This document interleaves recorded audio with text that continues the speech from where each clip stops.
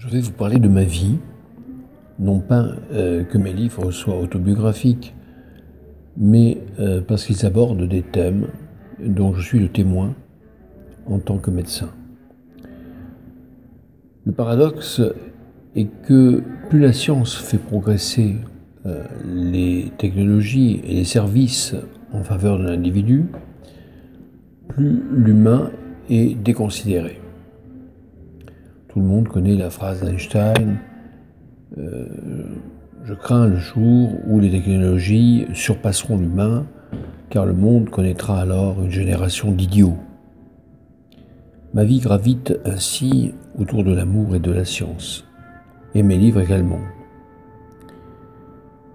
Je me suis permis d'engager Dieu comme VRP de luxe, car Dieu est, à mes yeux, le meilleur messager de l'amour.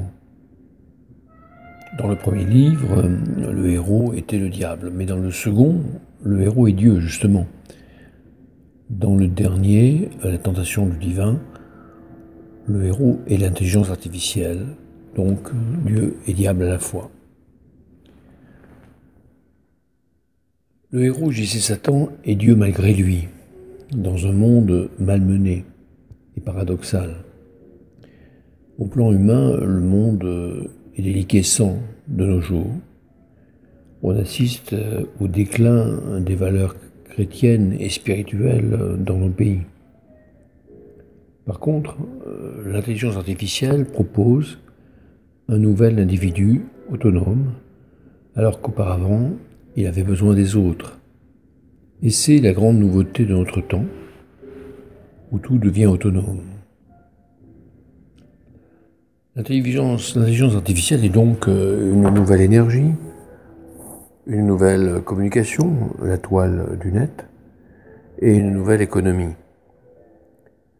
La médecine est la meilleure carte de visite, tant les progrès sont étonnants et spectaculaires.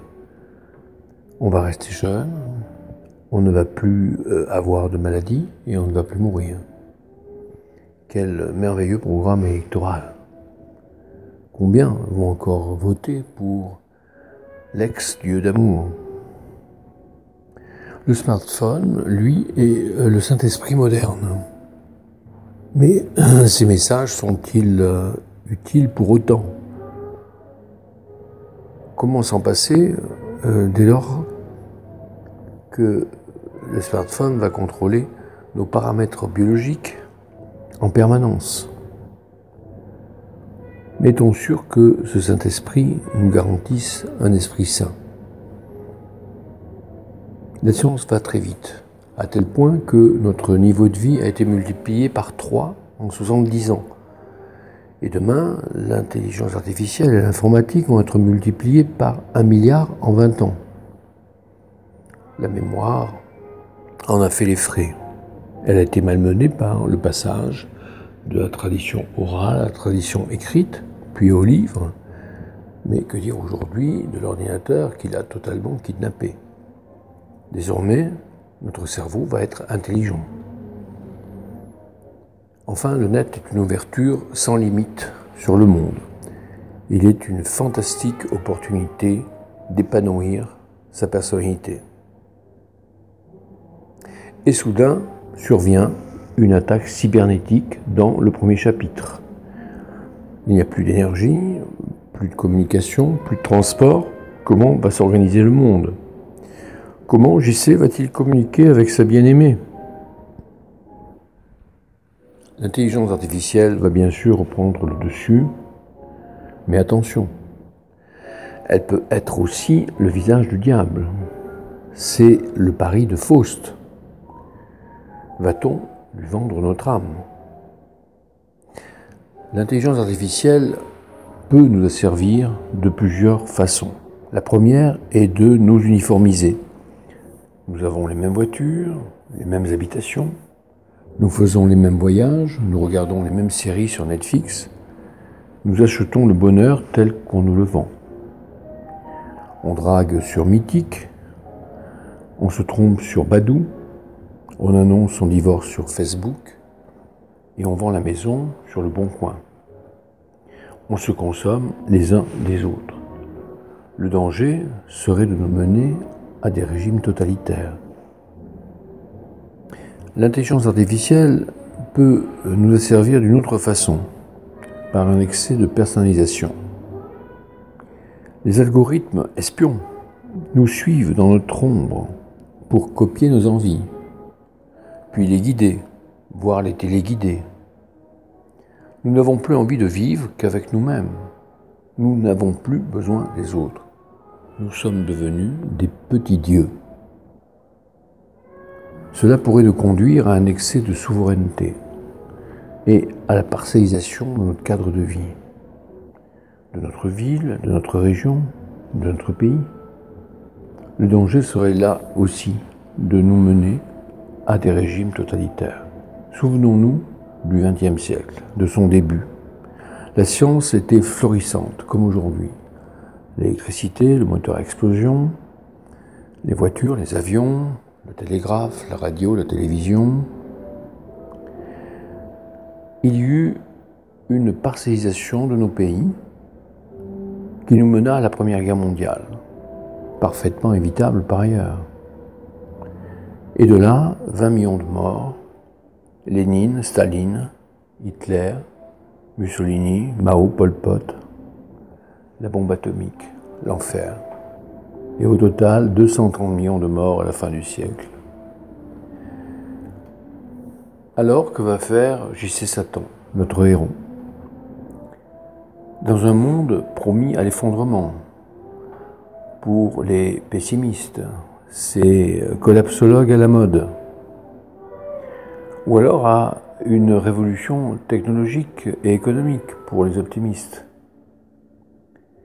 J.C. Satan habite désormais au sharp.gmail.com, un espace sans adresse métrique où personne ne peut venir le chercher, personne ne peut le retrouver, un espace de non-droit où il n'a de compte à rendre à personne, mais un espace pervers où il se met à nu et où Zuckerberg peut venir lui voler ses habits.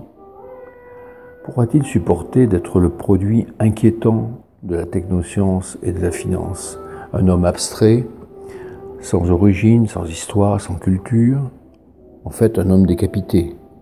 Pourra-t-il supporter de poser sa tête sanguillonnante à côté de lui dans son ordinateur, là où il met sa mémoire, sa raison, son imagination? Alors, J.C. Satan part à la conquête du monde. Muni de son implant cérébral d'intelligence artificielle, comme le propose Elon Musk, ce fameux Elon Musk qui envoie des voitures dans l'espace. JC part à la conquête du monde comme Don Quichotte partit à la conquête des moulins à vent pour retrouver sa Dulcinée.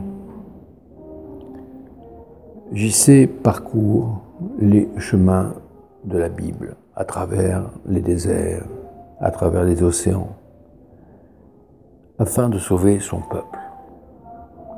Car son peuple est déliquescent. Il est prêt à s'entretuer pour des campagnes de Nutella ou de Black Friday. Ce peuple est abandonné, humilié, saturé de non-culture, d'euros et du P. Ah, nous n'en est pas là. Ce peuple de pauvres gens qui ne savent pas voter.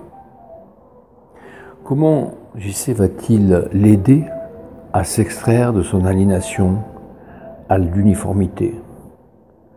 Comment va-t-il l'aider à lutter pour sa différence et sa diversité? Comment va-t-il l'aider à se préserver de toute menace totalitaire? La grande affaire de la vie est d'aimer et d'être aimé. JC Satan constate qu'il est difficile d'aimer quelqu'un d'autre que soi aujourd'hui. Il en a pour preuve l'évolution des poupées Barbie depuis leur création en 1959 jusqu'à nos jours. Elle est la représentation exacte de l'évolution de la femme triomphante à la conquête du pouvoir social. Et que devient ce pauvre Ken, eh bien, il n'a pas beaucoup évolué. Il est toujours aussi bené et voué au monde virtuel. Barbie n'a plus besoin de Ken aujourd'hui pour faire ses enfants. Et demain, la technoscience va trier ses embryons et modifier leurs gènes en fonction des besoins de la société. Et l'amour dans tout ça? Serait-il le dernier moyen de penser nos plaies humaines? J.C. Satan va-t-il abandonner son implant cérébral et son habit de Dieu pour retrouver sa bien-aimée? Renoncera-t-il à l'immortalité pour elle, cette immortalité que désirent tant les hommes au risque de détruire l'humanité?